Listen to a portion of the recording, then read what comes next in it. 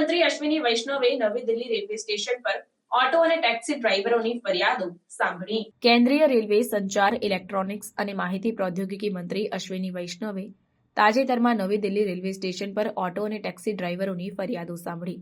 આયોજિત આ બેઠક સરકારના ઓનગોઈંગ પ્રયાસોનો ભાગ હતી, જે શહેરના પરિવહન નેટવર્કમાં મહત્વપૂર્ણ ભૂમિકા ભજવનારા પરિવહન કામદારોની કામકાજની પરિસ્થિતિઓમાં સુધારો કરવા અને તેમની ચિંતાઓને ઉકેલવા માટે છે।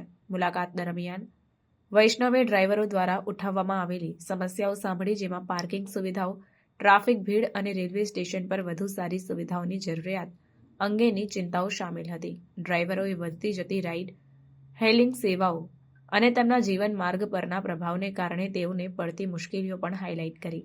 વૈષ્ણવે ડ્રાઈવરોને ખાતરી આપી કે સરકાર તેમની સમસ્યાઓના ઉકેલ માટે પ્રતિબદ્ધ છે। તેમણે તેમના કામકાજની પરિસ્થિતિઓમાં સુધારો લાવવા માટે અનેક પગલાઓની જાહેરાત કરી, જેમાં ઓટો અને ટેક્સી ડ્રાઈવરો માટે સમર્પિત પાર્કિંગ ઝોનનું નિર્માણ, ટ્રાફિક પ્રવાહને મેનેજ કરવા માટે વધુ સારી સાઇનેજની સ્થાપના અને મૂળભૂત સુવિધાઓ સાથે આરામ વિસ્તારનો પ્રદાન શામેલ છે। મંત્રીએ શહેરના પરિવહન સિસ્ટમના સુચારુ કાર્યને સુનિશ્ચિત કરવા માટે સરકાર અને પરિવહન કામદારો વચ્ચેના સહકારના મહત્વ પર પણ ભાર મૂક્યો।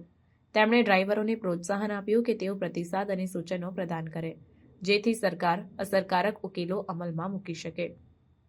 ડ્રાઈવરોની તાત્કાલિક ચિંતાઓને ઉકેલવા ઉપરાંત વૈષ્ણવે નવી દિલ્હીમાં પરિવહન માળખાને આધુનિક બનાવવા માટે સરકારની વ્યાપક પહેલને હાઇલાઇટ કરી। આમાં સ્માર્ટ ટ્રાફિક મેનેજમેન્ટ સિસ્ટમ્સની પરિચય, જાહેર પરિવહન નેટવર્ક્સનું વિસ્તરણ અને ટકાઉ અને પર્યાવરણ મિત્ર પરિવહન વિકલ્પોને પ્રોત્સાહન આપવું શામેલ છે। આ બેઠક ડ્રાઈવરો દ્વારા સારી રીતે સ્વીકારવામાં આવી, જેમણે મંત્રીએ પ્રોત્સાહક અભિગમ અને સીધા તેમની સાથે સંલગ્ન થવાની ઈચ્છા માટે પ્રશંસા વ્યક્ત કરી।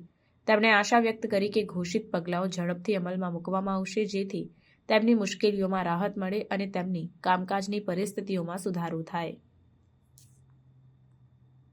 प्रीपेड का आपका विषय आया है।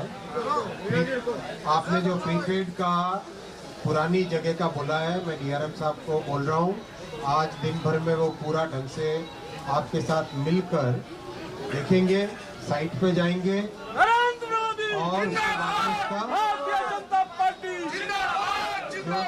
जो संभव होगा उसका समाधान करेंगे। तो आपके जो 4 विषय हैं, चारों में से सबसे पहले जो यहाँ पे पार्किंग का शुल्क है वो ठीक हो गया, 400 रुपये और 200 रुपये हो गया। दूसरा, प्राइवेट पार्किंग के ठेकेदार वाली बात जो आई है, उसके लिए भी डीआरएम साहब को बोला है कि उसको टाइट रखे, कहीं पर भी कोई दिक्कत किसी ऑटो चालक पे, टैक्सी चालक पे ना आए। तीसरा, सर्दी और बारिश से बचने के लिए आराम घर बनाने की व्यवस्था की जाएगी, इसकी पूरी पॉलिसी बनाई जाएगी। और जो चौथा था आरपीएफ में मैंने आपको नया नंबर दे दिया है त्यागी जी का। और 5वां पॉइंट, प्रीपेड की जगह को पुरानी जगह वाले में आज ही डीआरएम साहब जाके इसको देखेंगे, देख के इसका समाधान करेंगे।